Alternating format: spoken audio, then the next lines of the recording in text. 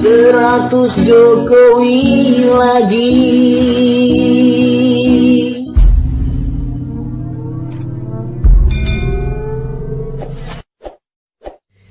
Halo Indonesia, saya Kristianto Yen Uni, salam NKRI. Saudara-saudaraku sebangsa dan setanah air, saya ingin sampaikan kepada saudara-saudara, dan saya ingin saudara-saudara ingat bahwa Presiden kita, Presiden Insinyur Haji Joko Widodo, adalah Presiden pilihan Tuhan. Sekali lagi ya, Presiden kita, Presiden Republik Indonesia Insinyur Haji Joko Widodo, adalah Presiden pilihan Tuhan. Bukan sekedar Presiden pilihan rakyat, melainkan juga Presiden pilihan Tuhan. Buktinya apa? Buktinya sejak beliau menjabat sebagai Presiden Republik Indonesia dari tahun 2014, permainan isu begitu kuat dan begitu panas untuk menjatuhkan beliau. Upaya-upaya untuk menggulingkan beliau, melengsarkan beliau, demo berjilid-jilid yang kita semua paham arahnya jelas, yaitu untuk melengsarkan beliau. Tapi beliau hingga hari ini di periode yang kedua tetap berdiri kokoh, bahkan semakin perkasa. Isu PKI, isu komunis Cina, isu Kristen berpura-pura jadi Islam, dan banyak lagi isu-isu kontroversi yang dihujamkan kepadanya, bahkan keluarganya, ibu kandungnya, istrinya, Ibu Iriana, ibu negara. Segala macam isu propaganda, isu kontroversi, bahkan sampai ke pribadinya, pribadi ibu negara, pribadi ibu kandungnya presiden, semuanya diisukan dengan isu-isu propaganda, isu-isu kontroversi, fitnah-fitnah keji, hinaan, cercaan, caci maki, dan lain-lain sebagainya. Tapi semua itu sama seperti seorang empu yang sedang menempa sebuah batang besi. Tidak hancur, tidak rusak, melainkan semakin membentuk dirinya menjadi sosok presiden yang kokoh, tangguh, dan kuat.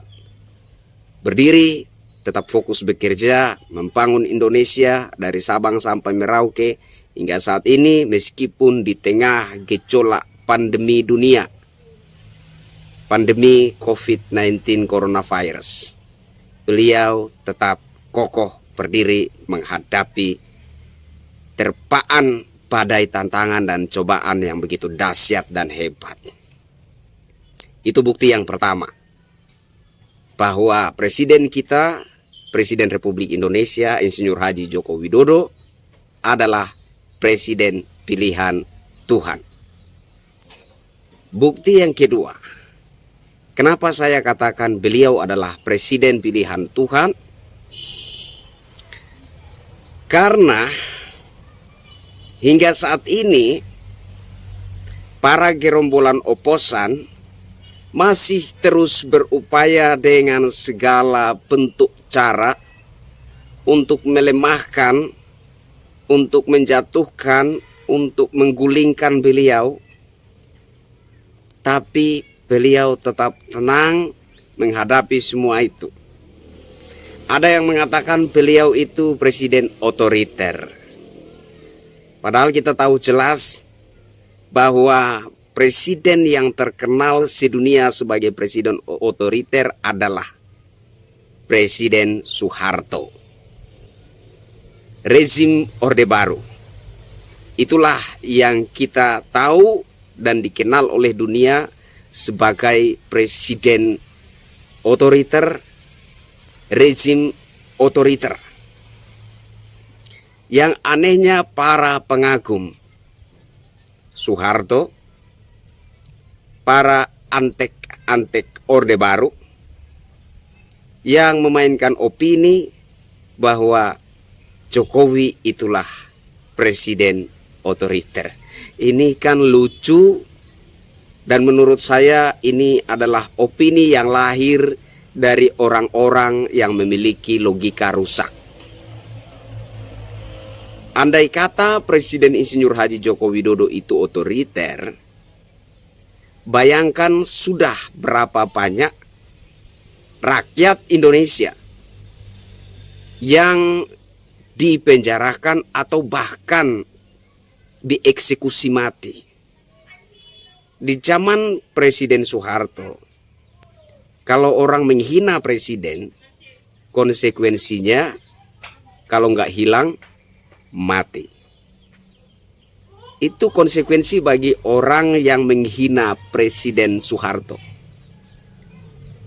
Bukan menghina, mengkritik saja pun tidak bisa. Konsekuensinya kalau tidak hilang, mati.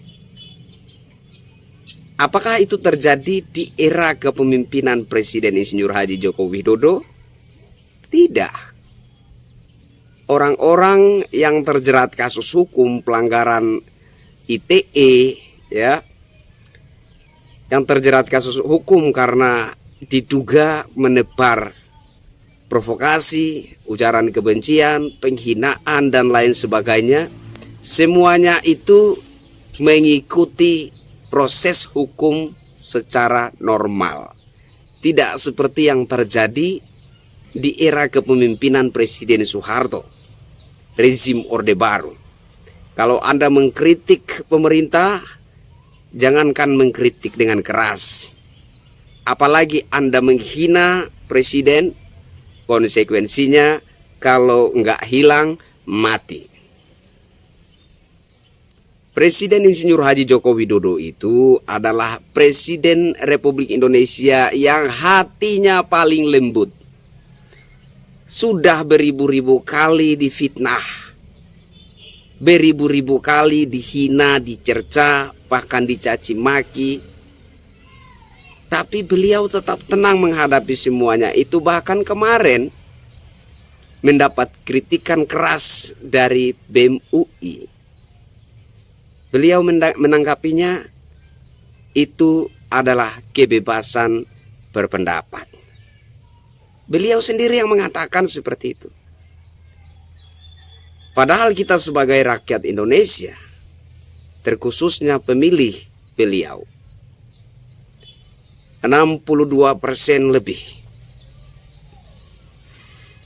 dari jumlah 262 juta jiwa rakyat Indonesia pemilih Presiden Insinyur Haji Joko Widodo merasa begitu sakit hati.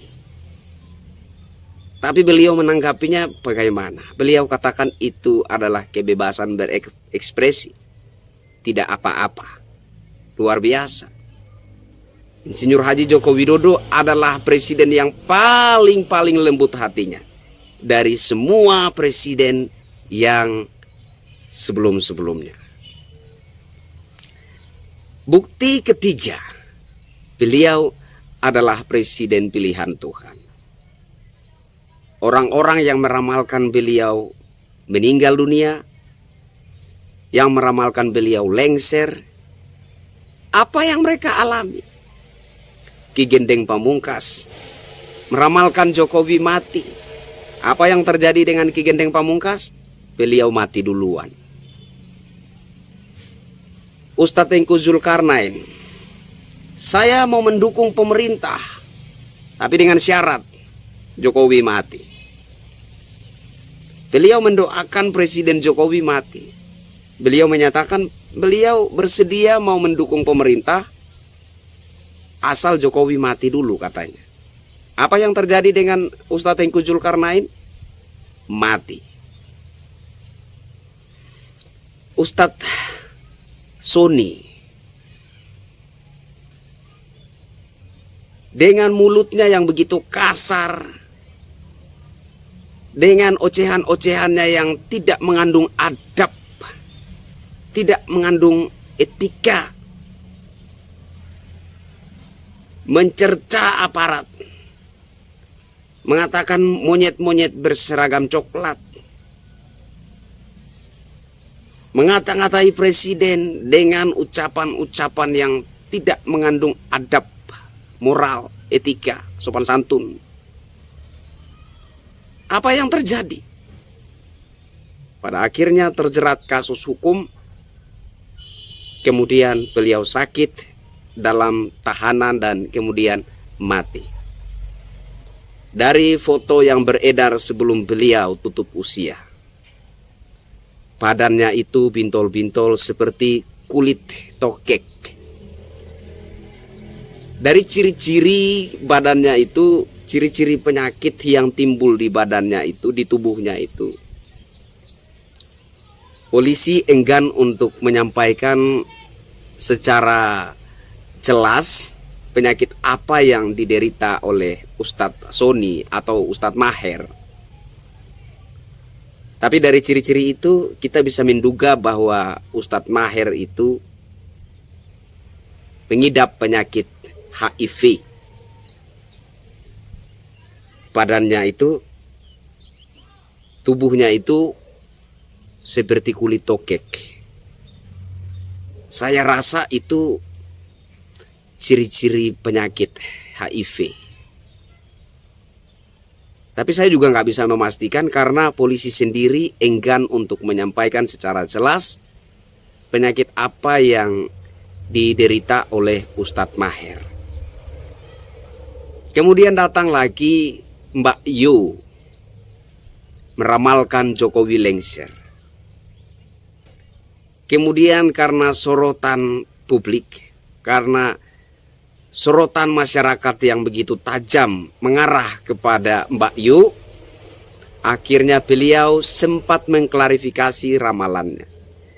Saya heran, baru kali ini saya dengar ada ramalan itu bisa diklarifikasi. Ada ramalan itu bisa dirubah karena tekanan netizen, karena tekanan publik. Menurut saya, seorang peramal itu tidak bisa mengklarifikasi dan merubah ramalannya. Karena ramalan yang dia utarakan itu berdasarkan apa yang dia lihat, apa yang muncul dari hasil terawangannya, dan itu nggak bisa dirubah. Tapi baru kali ini ada seorang peramal bernama Mbak Yu bisa mengklarifikasi dan merubah arah narasi ramalannya. Dan apa yang terjadi dengan Mbak Yu? Mati. Akhir dari video ini, saya ingin ingatkan kepada saudara-saudara sebangsa dan setanah air, terkhusus-khususnya bagi para pembenci Presiden Insinyur Haji Joko Widodo. Berdasarkan 3 pengalaman yang sudah saya kemukakan sebagai bukti bahwa Presiden Insinyur Haji Joko Widodo adalah presiden pilihan Tuhan. Apakah kalian berniat untuk menyusul nomor 3 dari bukti bahwa Presiden Insinyur Haji Joko Widodo adalah presiden pilihan Tuhan? Apakah kalian berminat untuk menyusul Ustadz Tengku Zulkarnain, Mbak Yu, Ki Genting Pamungkas, Ustadz Maher? Apakah ada yang berniat menyusul? Silahkan. Kalau ada yang berniat menyusul, harap mengantri dengan tertib, jangan saling mendahului. Ya, jangan saling mendahului. Tidak baik. Tuhan tidak suka. Saya tidak bermaksud menyumpahi atau bersenang hati, bergembira, berbahagia atas kematian orang-orang yang gemar mencibir dan menghina Presiden Republik Indonesia Insinyur Haji Joko Widodo. Saya tidak bermaksud bersenang hati atas kematian mereka. Saya hanya bermaksud mengingatkan kepada saudara-saudara sebangsa dan setanah air, jangan terlampau menghina seseorang yang adalah pilihan Tuhan untuk memimpin rakyat. Konsekuensinya itu bukan datang dari manusia lagi, bukan lagi datang dari proses hukum, melainkan hukumannya datang langsung dari Tuhan yang Maha Kuasa. Kemarin saya naikkan status di Twitter, ada yang tanyakan, Yahya Waloni kapan? Apakah sudah masuk antrian? Saya katakan nanti kita cek dulu apakah sudah masuk antrian atau belum. Ya, sambil bergurau. Intinya saudara-saudara, zaman dahulu, zaman kerajaan-kerajaan, orang yang menjadi raja itu diakui bahwa dia adalah pilihan, orang pilihan, bukan orang sembarangan. Kalau zaman dulu nenek moyang kita percaya kepada dewa-dewa, mereka meyakini bahwa orang yang menjadi raja adalah utusan para dewa atau setidak-tidaknya pilihan para dewa. Nah, saat ini Presiden Republik Indonesia, kalau kita coba mundur ke belakang, maka Presiden Republik Indonesia itu saya sebut maharaja atau kaisar, karena Nusantara ini terdiri dari ribuan kerajaan yang saat ini menjadi satu negara kesatuan Republik Indonesia yang dipimpin oleh satu pemimpin tertinggi yang disebut presiden. Maka beliau kedudukannya kalau di masa raja-raja itu disebut maharaja atau kaisar. Kalau raja-raja kecil saja diakui sebagai pilihan para dewa atau utusan para dewa, apalagi seseorang yang posisinya itu bisa disebut maharaja atau kaisar. Oleh sebab itu saudara-saudaraku yang saya banggakan, saya hormati, marilah kita belajar menjadi masyarakat yang beradab, yang tahu etika dan sopan santun, yang tahu hormat menghormati, yang tidak lupa bahwa Nusantara ini punya adab. Nusantara ini punya moralitas yang baik. Nusantara ini punya etika dan tata krama. Orang Jawa mengatakan toto kromo. Nusantara ini bukan negara yang amburadul, bukan negara yang bebas mencaci maki, menghina dan lain sebagainya. Nusantara punya adab dan moral, etika dan sopan santun yang diwariskan oleh para leluhur bangsa ini. Marilah kita kembali kepada adab Nusantara. Kita kembali kepada moral Nusantara. Kembali kepada sopan santun dan etika Nusantara. Boleh kita mengkritik. Sekali lagi saya katakan bahwa pemerintah memang membutuhkan kritik sebagai penunjuk arah agar lebih bijaksana dalam mengambil langkah-langkah demi kemaslahatan seluruh rakyat Indonesia. Tapi jangan sampai kita itu mengeluarkan bahasa-bahasa yang kasar, yang tidak sopan, yang tidak beradab, mencaci maki, menghina, memfitnah dengan isu-isu propaganda yang kontroversi. Saya kira cerminan manusia Nusantara adalah manusia yang beradab, dan bermoral. Saya Kristianto Yen Oni, Jokowi adalah presiden pilihan Tuhan. Dia akan berhenti dari jabatannya sebagai Presiden Republik Indonesia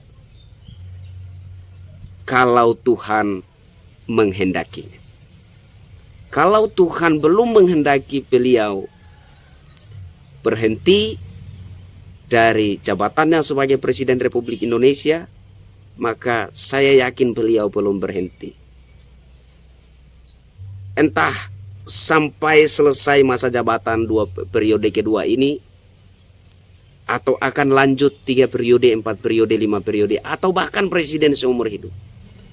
Kalau sudah dikatakan presiden pilihan Tuhan, diangkat oleh Tuhan, maka selesainya pun harus atas seizin dan kehendak Tuhan yang Maha Kuasa. Saya Kristianto Yen Oni, salam NKRI.